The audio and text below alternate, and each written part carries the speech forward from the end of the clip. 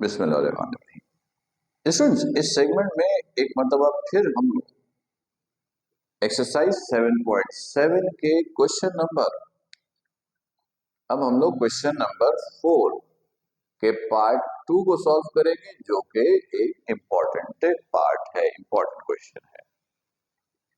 Question number 7 part 2। Find the area of triangle formed by the line this. Form by the line this. Students, इसके अंदर important 2 नहीं है, इसके अंदर important जो है वो 1 या 3, आप इसको बोल सकते हो। 1, 2 और 3 सबका मेथड वैसे एक ही है, सबका मेथड एक ही है, तो मैं कोई भी एक पार्ट कराता हूं, आप कर लीजिएगा। तो चले, मैंने 2 लिख दिया है तो मैं 2 को ही कराता हूं। Find the area of the triangle formed by the line this. 3 parts हैं, हर एक के अंदर 3-3 लाइन की इक्वेशन गिवन है। y minus x is equal to 0, y plus x is equal to 0, x minus c equal to 0। ये 3 line की equation है, ये 3 लाइन की इक्वेशन है। ये ट्राइंगल के साइड्स की इक्वेशन है।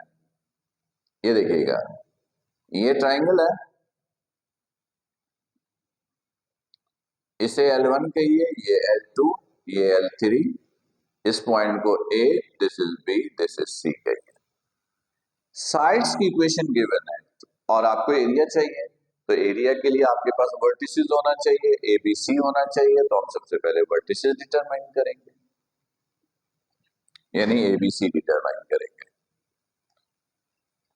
तो अगर पॉइंट A निकालना है, अगर पॉइंट A निकालना है तो हम लोग इक्वेशन कौन सी लेंगे, L1 और L3। तो y, क्योंकि A is the intersection of L1 and L3, तो L1 is y minus x equal to 0, ये L1 है, और L3 this x minus c equal to 0, this is L3। इन दोनों को सॉल्व करके x और y निकाल लीजिए, तो बड़ी आसानी से निकल रहा है। फ्रॉम इक्वेशन 3 या फ्रॉम इक्वेशन L3, तो यहां से directly x is equal to c निकल आया। ये c की वैल्यू 1 में पुट कीजिए, पुट इन इक्वेशन L1, तो y माइनस x की जगह क्या पुट करेंगे, c इक्वल टू 0, तो y इक्वल टू c। तो पॉइंट A निकल आया, ax is c, y is also c, this is point A। Student, इसी तरह पॉइंट B और C डिटरमाइन कीजिए। पॉइंट B निकालना है, पॉइंट B निकालना है तो हम यूज करेंगे L1 और L2।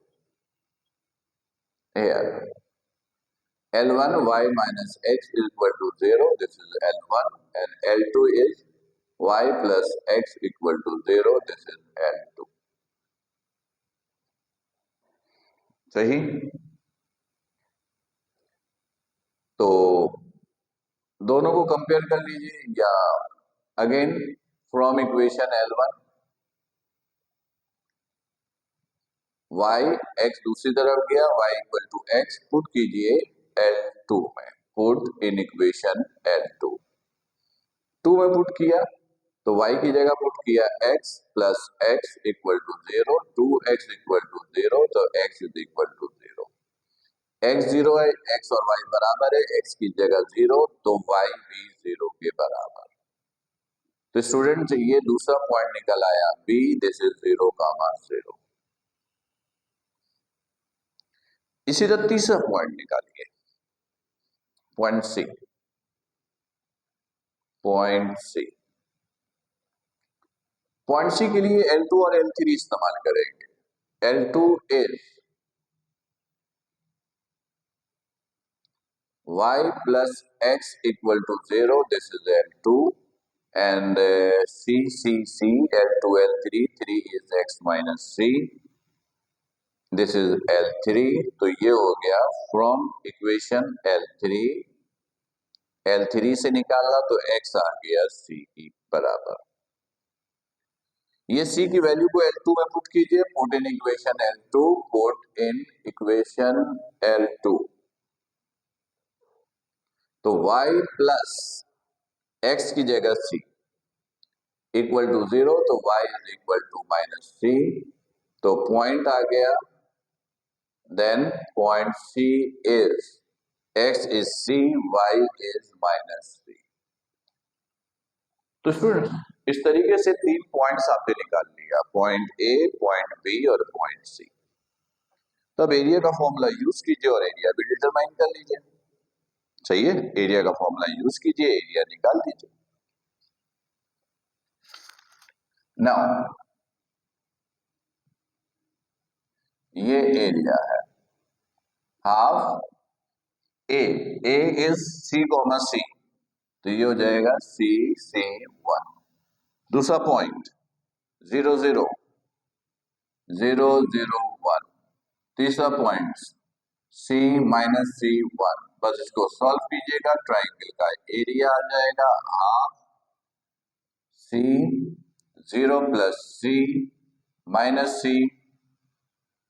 c, ये और ये कैंसिल, 0 -c 0 -c, फिर प्लस 1 0 -0। तो ये हो गया आपके पास half C square minus minus plus again C square, वो 0, तो this is equal to half C square 2c square, ये cancel, this is equal to c square. ये है, दिस इज यूनिट स्क्वायर लिख लीजिए, जो भी यूनिट होगा उसका स्क्वायर।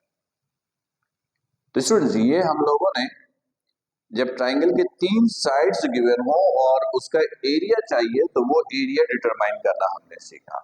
तो इक्वेशंस कोई भी हो, प्रोसीजर तो यही होगा, प्रोसीजर यही है। तो इक्वेशन कोई भी हो, आप एरिया इस तरीके से डिटरमाइन कर सकते हैं। तो जो अदर इक्वेशंस है 1 और 3, 1 2 3 तीनों एक जैसे हैं, इसमें 2 ही मुझे थोड़ा सा लग रहा था कि ये इंपॉर्टेंट पेपर में आ भी सकते हैं और थोड़ा कंफ्यूज भी कर सकता है, तो ये मैंने आपको सॉल्व कराया। तो 1 और 3 आप as a practice question solve कर सकते हैं। फिर भी कोई कंफ्यूजन हो तो बिल्कुल आप मैसेज के जरिए पूछ लीजिएगा। अपना ख्याल रखिएगा। अस्सलाम।